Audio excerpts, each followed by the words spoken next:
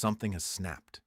The alliances that took decades to build are coming apart in real time, and the world leaders who once stood shoulder to shoulder with America are now drawing a hard line. They are done. I am going to walk you through exactly what they said. Friedrich Merz, the Chancellor of Germany, spoke out. Prime Minister Mark Carney of Canada made his position crystal clear. Prime Minister Sanae Takaichi of Japan sent a direct message to Washington. Prime Minister Giorgia Meloni of Italy weighed in. President Lula of Brazil put the entire world on notice.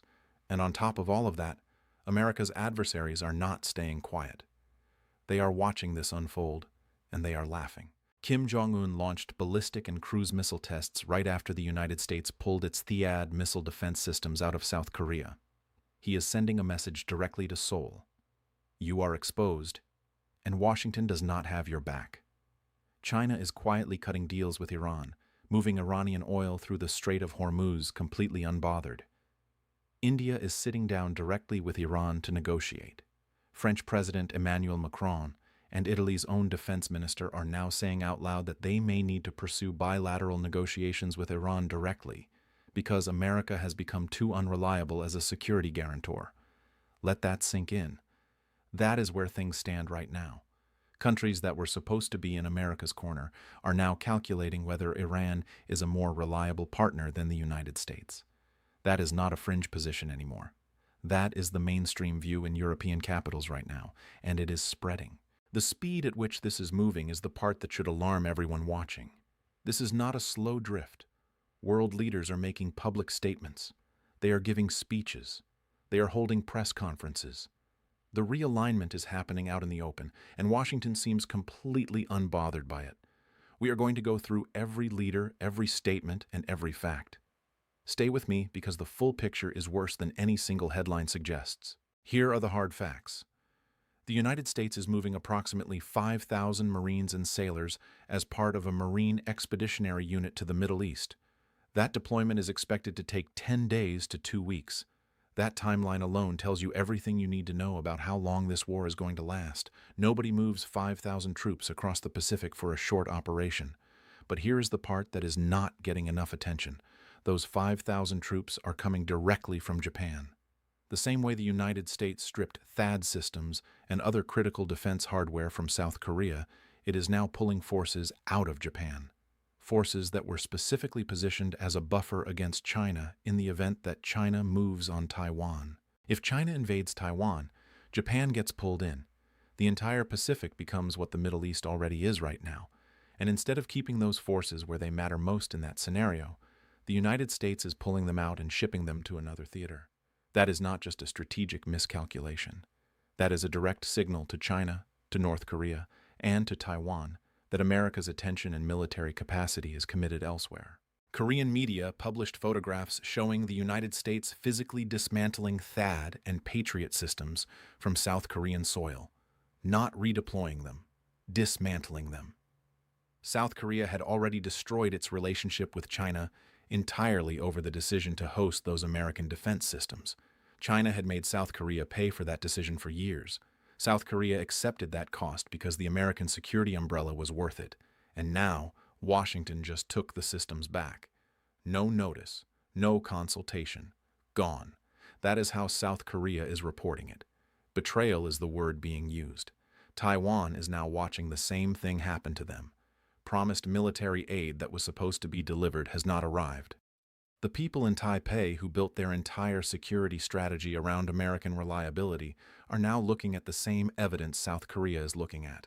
On the exact day those THAAD systems were removed from South Korea, Kim Jong-un conducted a strategic cruise missile test launched from a brand new 5,000-ton naval destroyer.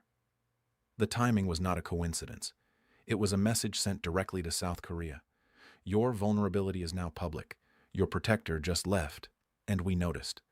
Prime Minister Sanae Takaichi of Japan responded by making something abundantly clear in Parliament. Japan will not be sending its self-defense forces to assist the United States in this war. Not for mine-clearing operations in the Strait of Hormuz. Not in any other capacity. Japan's defense forces have real expertise in exactly that kind of operation. That is not a secret. And Japan still said, "We are out. Goodbye and good luck." Think about what that means. Japan, one of America's closest allies in the Pacific, with forces that could directly help the operation, looked at what the United States is doing and said no. That is not a small thing. That is Japan protecting itself from a war it did not ask to be part of and does not trust Washington to manage responsibly. A member of Japan's parliament, Izo Nakamichi, gave a speech that is now being widely cited across the region. He addressed Parliament at what he called a moment of deep global confusion. He argued that Japan needed far more careful deliberation about how to chart its own path forward. He questioned whether Japan should be following the United States in the direction things are heading. The Iranian embassy in Japan responded to that speech directly, expressing its deepest gratitude to Nakamichi for standing in solidarity with humanity. Think about that sequence. A Japanese lawmaker questions American leadership. Iran's embassy in Tokyo sends a public thank you. That is the world we are living in right now. America's adversary is building diplomatic relationships with America's closest allies, one speech at a time, because Washington is handing them the opening. The European Union's foreign policy chief, Kaja Kallas, went on record accusing the United States of actively trying to weaken and divide the European Union. She said Washington's goal is to break Europe apart. She said the current American leadership resembles Putin more than it resembles an ally. That is the foreign policy chief of the European Union describing the United States. Not a fringe commentator, not an opposition politician. The person responsible for coordinating European foreign policy. Now let me show you what Chancellor Friedrich Merz of Germany said. The G7 held a video conference. 6 out of 7 leaders agreed. Sanctions against Russia stay in place. 6 out of 7. The entire alliance was on the same page. And then Washington woke up the next morning and did the opposite. Donald Trump lifted sanctions on Russia unilaterally without coordinating with the 6 leaders who had just agreed not to do that. Merz addressed it publicly and directly. He said it is clearly not Germany's view. It is not the view of the 6, and Russia is benefiting directly from the decision. He said they were a little bit surprised when they heard the news that morning. A little bit surprised. That is the diplomatic way of saying they were blindsided by a supposed ally breaking a unanimous agreement within hours of making it. That is the G7. That is the foundation of the Western Alliance. 6 members agree on a Russia sanctions position. The 7th member, the United States, the country that is supposed to lead that alliance, reverses course the next morning without telling anyone. That is not a policy disagreement. That is a betrayal of the alliance framework itself, and Merz said so out loud, in public, standing next to other world leaders. That does not happen unless things are genuinely breaking down at the structural level. Chancellor Merz went further on Iran. He said with every day this war continues, more questions emerge than can be answered. He said the world is watching dangerous escalation, with indiscriminate attacks hitting countries in the region that are close partners and allies of Germany. He pointed out that the Strait of Hormuz is essentially closed. He said Germany has no interest in an endless war. He went further. If Iran's territorial integrity collapsed, or if Iran ceased to be economically viable, the consequences for Germany and for the entire European economy would be severe. He called for a credible and convincing plan for how this war ends. Not a statement about who is winning, a plan for how it ends. At that same event, Prime Minister Mark Carney of Canada echoed Merz and then went beyond him. Canada will maintain sanctions on Russia. Canada will maintain sanctions on the shadow fleet that is moving Russian oil through international waters. Carney pointed directly to the cooperation between Russia and Iran and what that cooperation has cost the people of Ukraine. He said the coalition of the willing has stood up. It has provided security frameworks, delivered support, training and equipment to Ukraine, and has held the line on sanctions. Canada is not moving on any of that. That is 2 of America's closest allies, Germany and Canada, standing at a podium together and publicly holding the line that the United States just abandoned. The contrast could not be clearer. The G7 agreed. Trump unilaterally reversed it. Germany and Canada are now the ones speaking for the agreed position, and the United States is the outlier. The country that is supposed to lead the Western world is now the country that the Western world is publicly correcting. Then there is Brazil. President Lula made a statement that 2 years ago would have been unthinkable. He said Brazil is a peaceful region with no nuclear weapons. Brazilian drones are used for agriculture and for science, not for war. But he added, if Brazil does not prepare its defenses, it will be invaded. He is talking about the United States. The president of Brazil is publicly saying he has to build up his military because the United States can no longer be trusted as a partner in the Western Hemisphere. Countries across the world are drawing the same conclusion after Trump and Israel launched military operations against Iran. And while all of this is happening, Trump is continuing to publicly attack Mexican President Claudia Sheinbaum, reposting attacks that describe her as leading a narco government. He is burning every remaining bridge in the hemisphere one post at a time. Here is the part that does not make sense if you look at it straight. Vladimir Putin is actively supporting Iran right now. Russia is providing material support to the country that is killing American soldiers. Every single G7 leader agreed that Russia sanctions had to stay in place. Donald Trump lifted them. Countries can now buy Russian oil freely again. That is an estimated $11 to $12 billion gift handed directly to Russia. This is happening while Kirill Dmitriev and other Russian officials were spotted meeting with Steve Witkoff and Jared Kushner in Miami, and in the past 24 hours, Witkoff and Kushner have been in Russia. Meetings, deals, cooperation. Meanwhile, Putin is providing support to the country that is killing American soldiers, and Trump is handing him billions in sanctions relief. The G7 said, "Do not lift the sanctions." Trump lifted them the next morning. Putin is helping Iran. Trump is helping Putin. American soldiers are dying. That is the sequence. That is what is actually happening.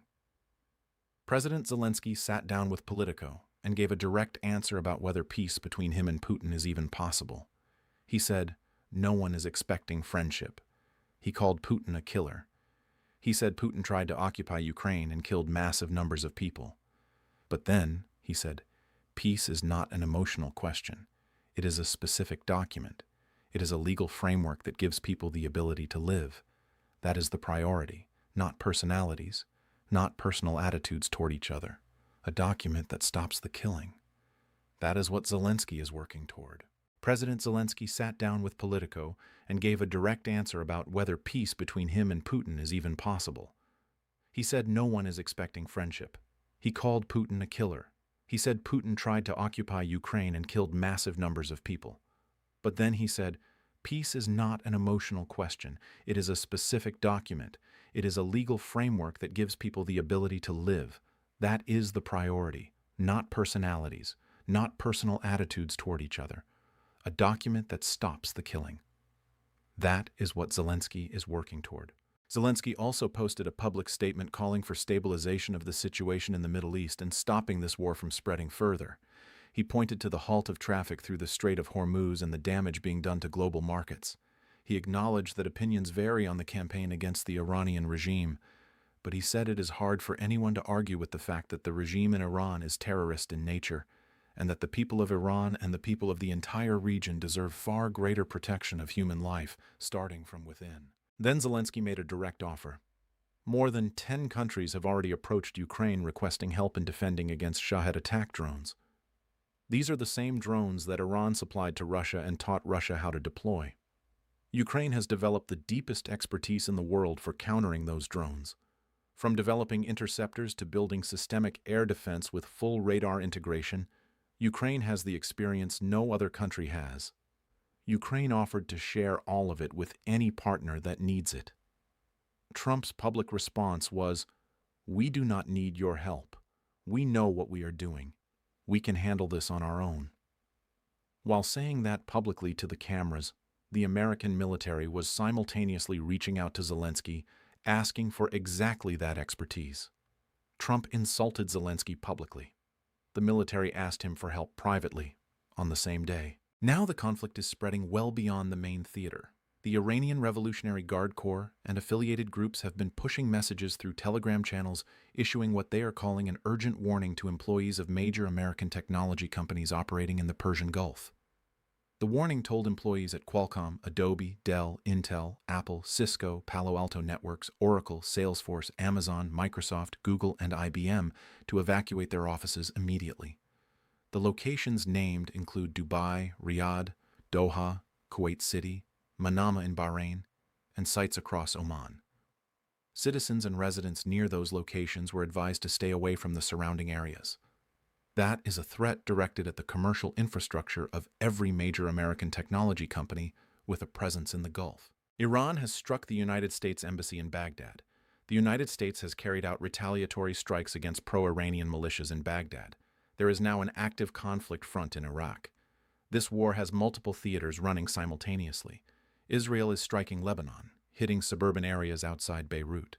Israeli officials say the targets are Hezbollah. Civilian casualties in those suburban areas are significant.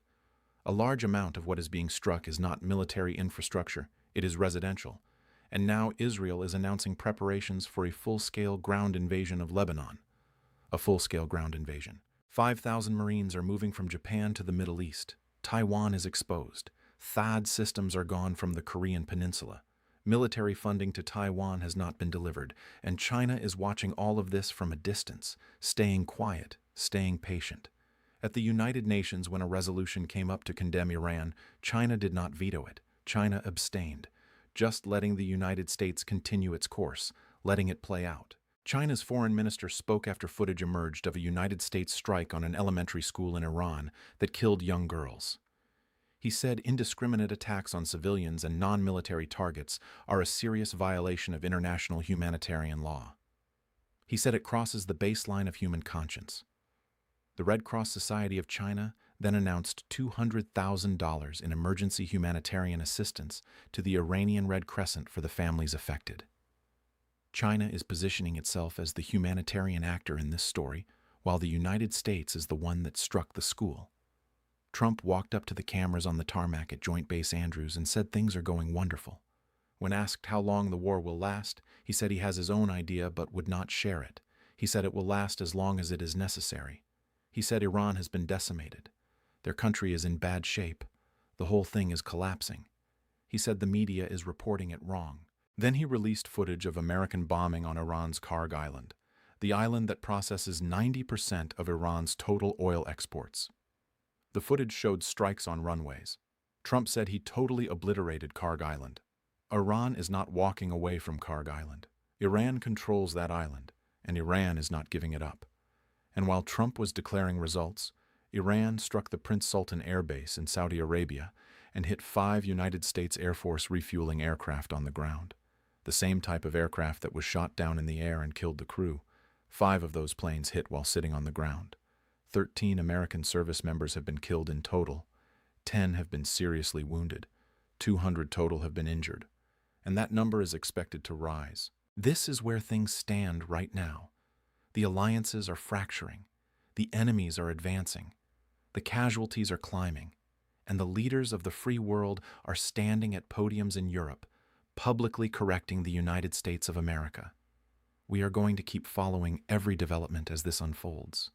Subscribe now so you do not miss a single update. This situation is moving fast and you need to be watching.